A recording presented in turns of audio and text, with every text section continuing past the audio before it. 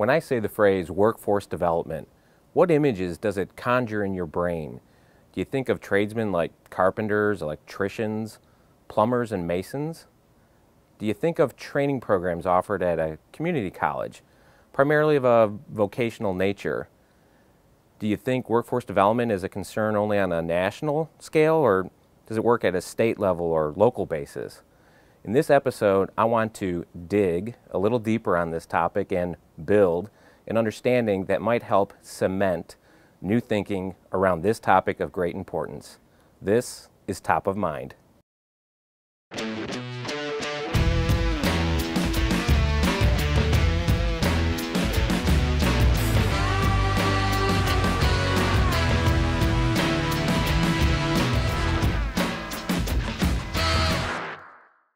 Now, before I get started on this episode, I want to cite Wikipedia and a host of government and industry websites for helping me articulate a very basic understanding of this important topic, and I want to emphasize basic understanding.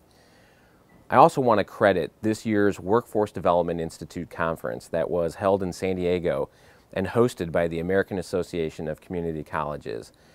It was a great conference this year, and I got to hear from some real experts on the topic of workforce development. And we participated ourselves by announcing our Innovation Fund America effort and the 3 community colleges that are participating in our pilot launch. If you're curious to know who the selected schools were, look for the link of my keynote address below. So, generally speaking, the term workforce development has come to describe a wide range of activities, policies, and programs used by regions to create and sustain and retain a viable workforce that can support current and future business and industry. Now, that's a pretty generic term and certainly open to interpretation. In fact, beyond this general understanding, it's really difficult to gain a consensus as to what the definition of workforce development is, probably because the users of the term approach it from different perspectives. The actual practice of workforce development was born from the American Workforce Investment Act of 1998, which was in President Bill Clinton's second term. The WIA, as the act is better known, demonstrated the growing importance of the workforce development concept, but in the political arena. The act created what are known as workforce investment boards, which brought workforce development to the forefront in states and localities across the United States, all while highlighting the importance of the community's involvement in developing worker skills. Now, workforce development has historically been found in 2 forms, if you will. Place-based strategies that attempt to address the needs of people living in a particular neighborhood, or more of a sector-based strategy that focus on matching worker skills to needs in an industry that's already present in the region. Good examples of this are healthcare or manufacturing, for example. The community involvement is very important to note, because at the community level only can there exist consensus on what is needed to support industry and business locally. An approach that would have come from the top down would risk a significant disconnect with the actual needs of a community. More recently, sector-based strategies have been evolving to consider what are known as industry clusters, namely preparing workers for new industries that are being born from advances in technology. But industry cluster focus is typically left to the work of economic development practitioners, as it is still considered somewhat speculative, if you will, and traditional workforce development applies to the current needs of existing industry workforce. Now, much of the work of workforce development is done through a variety of partnerships, and types of partnerships workforce development programs employ has changed as well. In the 1990s, for example, sector-based workforce development programs, well, they were most commonly found in nonprofit organizations or community-based organizations, but today they are more likely to be tied to community colleges. This connection to community colleges is really a significant motivation for our interest in community colleges in general. On a very practical level, our interest stems from the observation that community colleges are very well positioned to understand and meet the needs and frankly, the opportunities that are existing in the communities that they're serving. At the WDI conference in San Diego, I challenged colleges to enthusiastically embrace this role that they can lead in workforce development as part of a larger academic reform activity, because we all know that academia is going through quite a transformation. Specifically, I identified that deficiencies in higher education today, well, they're amplified by a vastly underprepared workforce, in addition to a cost of education that's growing at an unsustainable pace. There's an overall lacking of critical thinking and problem-solving skills that are exacerbating these situations. Change is going to have to come to higher education. We're paying too much for the wrong kind of education, and we're getting too little in return. But workforce development is too often defined narrowly as simply a partnership between the community college and local industry. And if that's your main economic development objective as a college, you're enabling only a small part of the economic potential of your community. To really achieve sustained, and I mean the homegrown prosperity that is strong enough to weather the next downturn, you have got to be obsessed, and I mean absolutely passionately obsessed, with creating a workforce of entrepreneurial thinkers and doers. And you do not have to aspire to start a company to benefit from an entrepreneurial mindset. If you don't believe me, just ask any of the larger employers if they would prefer an employee that thinks like an entrepreneur over one that doesn't.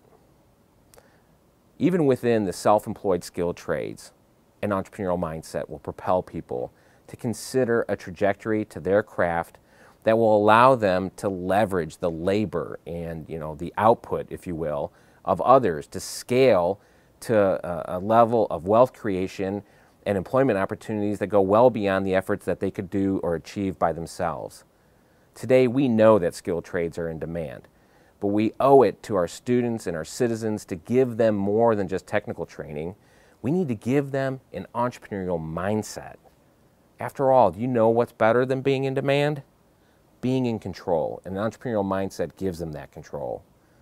To accomplish these ambitions, we are challenging communities and workforce development activities to bring entrepreneurship resources to the students and the citizens in the community that they serve, where they are, rather than asking them to come and find you or to otherwise fit in some predefined box that you want them to fit into. This is about making sure that everyone, regardless of their background or their education level or their interest, at the very least they perceive the opportunity to be entrepreneurial. This is about ensuring that everyone understands what it means to go through their self-driven careers with an entrepreneurial mindset. You have to inject this ethos, if you will, into the workforce development programs. Democratizing access to entrepreneurship, which is a big priority of ours, is the key to our nation's continued economic prosperity. Finally, I want to challenge what has become kind of like standard thoughts around what are, critical skills that workers of tomorrow must possess. Sure, there are the basics like reading, writing, math, and basic communication skills. But programming is the embedded language of our economy. No sector, no business, no consumer is immune to the impact programming has on our lives. Yet we're challenged in having enough people with a basic comprehension of programming. So, in addition to having a baseline course on entrepreneurship, and I mean injected as a general education requirement, we should likewise require some programming course, some base level of programming, overview. So on that point, I want to close this episode of Top of Mind with a great video clip from code.org, who makes this point certainly much better than I am.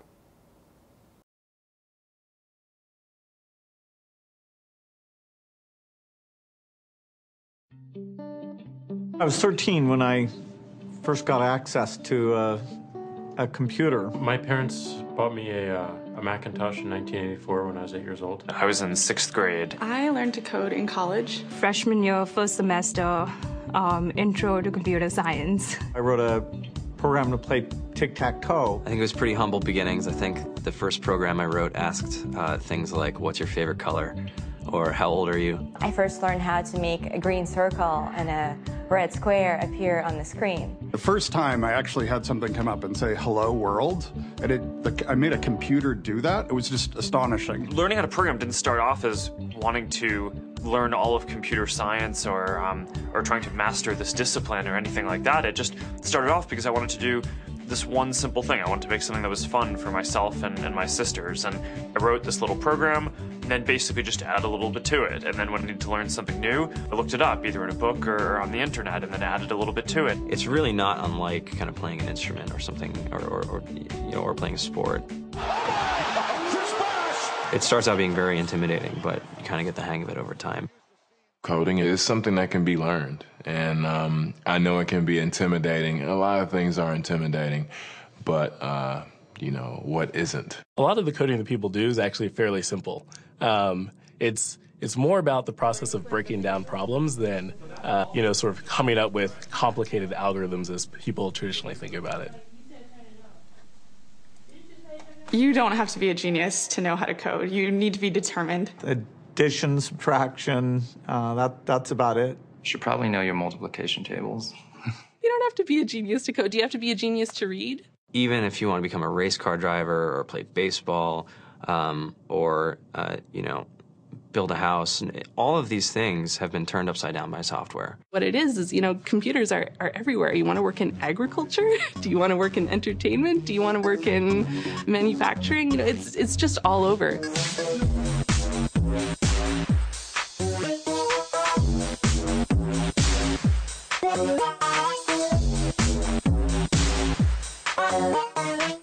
Here we are, 2013. We all depend on technology to communicate, to bank, information, and none of us know how to read and write code. When I was in school, I was in this after-school group called the Whiz Kids, and when people found out, they laughed at me and, all these things. And I'm like, man, I don't care. I think it's cool, and, I'm learning a lot, and some of my friends have jobs. Our policy is literally to hire as many talented engineers as we can find. The whole limit in the system is just that there just aren't enough people who are trained and have these skills today.